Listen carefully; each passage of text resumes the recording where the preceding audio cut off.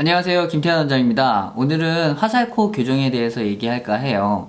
화살코라고 하는 거는 코끝 자체의 각도가 밑을 향하고 있는 거죠. 그래서 전체적인 인상이 올드해 보이고 고집스러워 보이는 그런 모양을 갖게 돼요. 그래서 코끝 각도를 위쪽으로 올려주면서 전체적인 길이를 짧게 주게 되면 온화해 보이고 영한 느낌이 되죠. 그래서 이런 교정에 대해서 한번 얘기할까 해요. 자, 요거 보게 되면 결국 이게 화살코죠. 화살코는 비주랑 이 윗입술의 관계가 이렇게 예각을 이루는 거예요. 되게 90도 이하가 되는 거죠. 그랬을 때 화살코의 느낌이 되는 거고, 수술적으로 그 부분을 이렇게 바꿔줘서 이 각도가 90도에서 100도 정도를 갖게 해주는 방법으로 수술을 하게 되는 거예요. 그러면 수술을 어떻게 하냐? 이 코 끝은 바깥쪽 다리와 안쪽 다리로 구성되어 있다고 설명을 했어요. 그랬을 때 이 화살코는 코끝 연골의 각도가 아래로 보는 것도 있고, 특히 이 바깥쪽 다리, 외측 연골 자체가 긴 형태가 대부분이에요. 그래서 그런 부분들을 우리가 수술적으로 교정을 해주는데, 첫 번째, 제가 항상 코끝을 교정할 때는 코 안에 있는 비중격이라는 연골이던 이런 다른 연골을 사용해서 코끝의 지지 구조를 만들고 코끝의 각도와 높이와 위치를 바꿔준다고 했어요. 그랬을 때 보게 되면 이게 코끝의 지지 구조가 코끝 연골 사이에 들어가게 되고, 그 사이에 들어간 연골을 통해서 각도를 좀 더 위쪽을 보게 하는 그런 위치로 모양을 만들게 한 후에, 그 다음에 코끝 연골을 그 지지 구조에 붙여주는 거죠. 그렇게 해서 처져 있는 부분을 위로 올려주는 거예요. 코끝에 대한 높이를 좀 더 주기 위해서 연골을 위쪽에다가 모자 이식이라는 캡이식을 하기도 해요. 그렇게 되면 처져 보이는 코끝이 정상적인 구조를 갖게 되는 거죠. 그런데 이게 그렇게 간단하게 얘기할 수 있는 부분이 또 아니고, 안쪽으로 들어가면 좀 더 구체적인 그런 수술적인 방법이 필요해요. 뭐냐?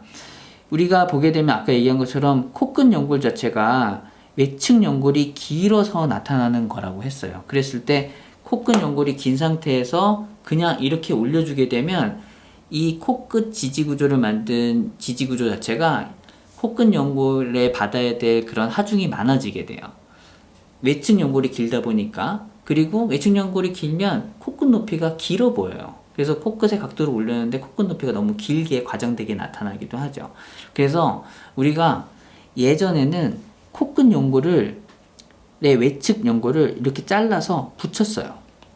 그렇게 되면 외측 연골을 잘라서 붙이게 되면 이게 줄어들겠죠. 그렇게 되면 짧은 길이가 되기 때문에 지지 구조가 받아야 되는 그런 하중이 적어지고, 높이를 올려도 코끝 높이가 과장돼 보이지 않고 그렇게 되는 거예요. 그런데 저는 사실 해부학적인 구조를 훼손시키는 거를 썩 좋아하지 않아요. 저도 수술을 초기에, 코성형을 하던 초기에는 이런 제거 방법을 써서 다시 붙여주는 방식을 통해서 외측 연골을 줄이는 방법도 썼었어요. 그런데 이게 아무는 과정 중에서 오른쪽 왼쪽에 아무는 정도가 차이가 난다거나, 잘려진 크기가 다르다거나, 아무는 과정 중에서 그런 비대칭성이 나타나기 시작하면 코끝이 휜다거나 그런 현상이 나타나기 때문에, 저는 가능한 한 해부학적인 그런 구조를 손상하지 않고 하는 방법을 찾으려고 노력했고, 그게 뭐냐면 이 외측 연골의 일부를 접어서 내측 연골로 보내줌으로써 외측 연골의 길이를 짧게 하는 방식을 쓰는 거예요.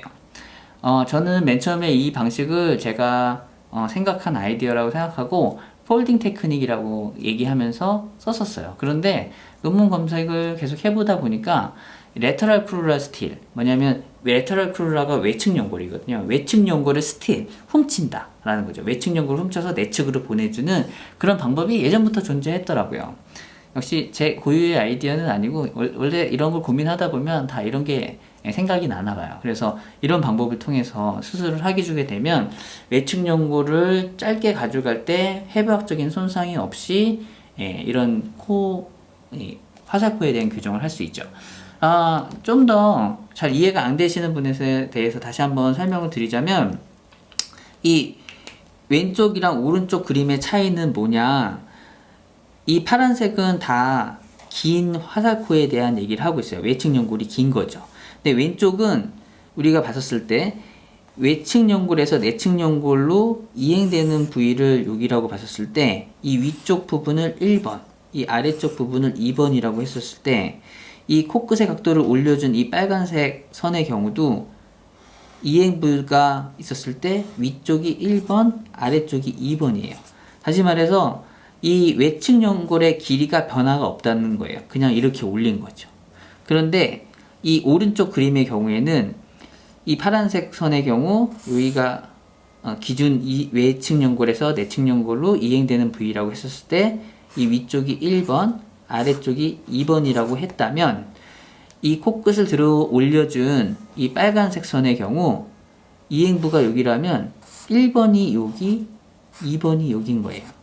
이 1번을 접어서 내측 연골로 만들어 버린 거죠. 그렇게 되면 이 외측 연골의 길이가 짧아지는 거죠. 짧아지게 되면 아까도 얘기한 것처럼 지지구조가 버텨야 될 하중이 줄게 되고, 코끝의 각도를 올렸을 때 코끝의 높이에 대한 부분이 과장돼 보이지 않고, 잘라서 해결했었을 때 생길 수 있는 비대칭성, 이런 부분에 대한 예측이 떨어지는 점을 해결할 수 있기 때문에 이런 레터럴 크루럴 스틸이라는 방식을 쓰게 되면 화살코 교정이 좀 더 안정적으로 이루어지고 결과도 예측 가능하다 할 수 있어요.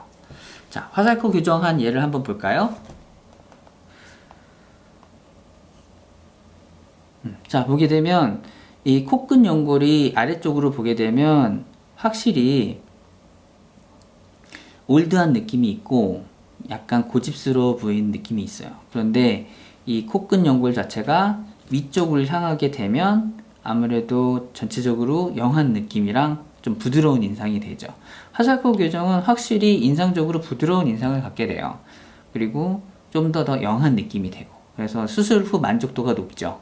매부리코와 연관된 경우도 많고 하다 보니까 이 매부리코 교정과 화살코 교정은 같이 이루어지는 경우가 많고, 이런 것을 통해서 훨씬 더 인상적으로 부드러운 인상을 갖게 돼서 만족도는 되게 높은 수술이라고 할 수 있어요. 오늘은 화살코 교정에 대해서 얘기했어요. 영상 시청하시면서 궁금한 거 있으시면 댓글 달아주시면 답변 드리도록 하겠습니다. 김태환 원장이었습니다.